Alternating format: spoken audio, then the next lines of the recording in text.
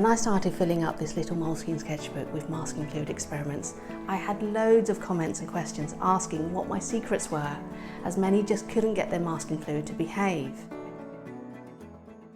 When using masking fluid, has your paper torn, your colours smudged, or you ruined your brushes? So you've given up after a few attempts.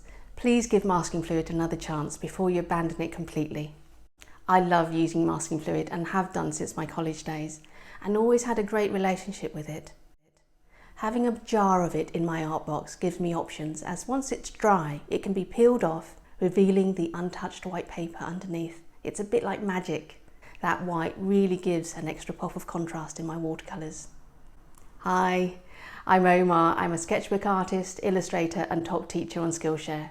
My work has appeared on home decor, books and brand packaging all over the world, and I've had the pleasure of working with major brands from Marks & Spencer's to UNICEF. In this class there are 10 demos, starting with some fun warm-ups to build up your practical knowledge and patience, followed by some really fun projects covering florals, landscapes and food. Think beyond the brush to achieve an array of different textures and effects using masking fluid. You will consider which papers work best, the different drying stages we have to be mindful of, and the all-important successful removal of masking fluid after it's dried. This class is for everyone who's new to using this medium, unsuccessfully tried masking fluid in the past, or anyone seeking to find fun ways of incorporating it into their watercolour practice. Using masking fluid might take a little planning, but it's totally worth it.